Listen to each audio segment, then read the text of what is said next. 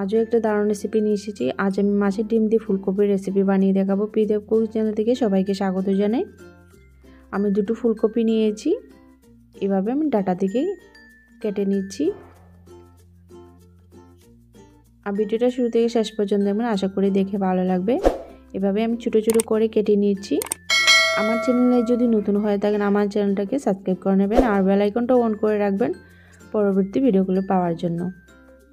তো আমি কেটে নিয়েছি, এবার জল দিয়ে ভালোভাবে ধুয়ে নিয়েছি। কড়াই বসিয়ে দিয়েছি, কড়াইতে আমি জল দিয়েছি। এবার ফুলকপিগুলো আমি দিয়ে দিয়েছি। এবার ফুলকপি আমি হাফ বয়েল করে নেব। একটু কালারের জন্য হলুদ গুঁড়ো দিয়েছি। তো বয়েল হতে হতে আমি ওই দিকটা পেঁয়াজ কেটে নিয়েছি। আমি 4টে পেঁয়াজ নিয়েছি, 2টো পেঁয়াজ আমি একদম কুচি কুচি করে কেটে নিয়েছি। তো 2টো আমি কুচি কুচি করে কেটে নিয়েছি, আরও 2টো আমি স্লাইস করে করে কেটে নিয়েছি। ওই দিকটা সিদ্ধ হয়ে গেছে।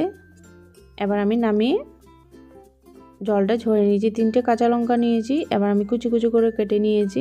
এবার ধনিয়া পাতাটাও আমি কুচি কুচি করে কেটে নিয়েছি।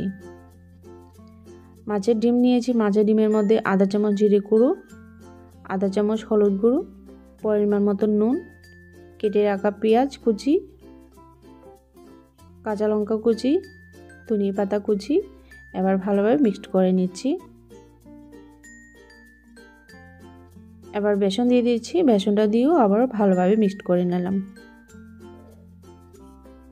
তো কড়াই বসিয়ে দিয়েছি, তেল গরম হয়ে গেছে। এবার আমি মাছের ডিমগুলো দিয়ে দিচ্ছি এক এক করে। আর চুলার আঁচটা কম দিয়ে করতে হবে। এবার আমি পাল্টিয়ে নিচ্ছি আর লাল করে ভেজে নেব।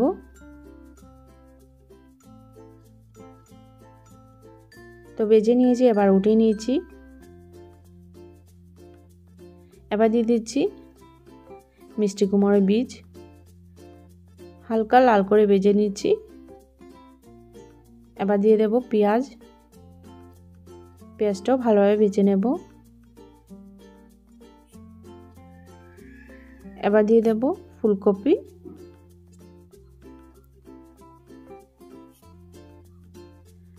মিষ্টি কুমড়োর বীজ দিয়েছি, অনেক ফ্লেভারও দেবে আর খেতেও ভালো লাগবে।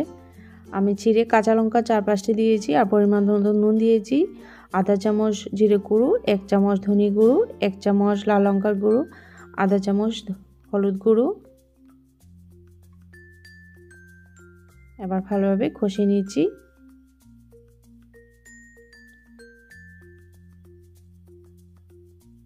তো এবার আমি দিয়ে দিচ্ছি জল। এটা আমি প্রথম দিকে জলটাকে ফুটিয়ে রেখে দিয়েছিলাম। এবার মাছের ডিমগুলো দিয়ে দিয়েছি।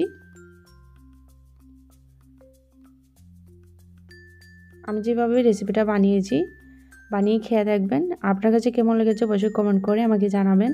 এবার দিয়ে দিয়েছি আধা চামচ গরম মশলা, ধনিয়া পাতা কুচি। ভালো লাগলে একটা লাইক করবেন, শেয়ার করবেন।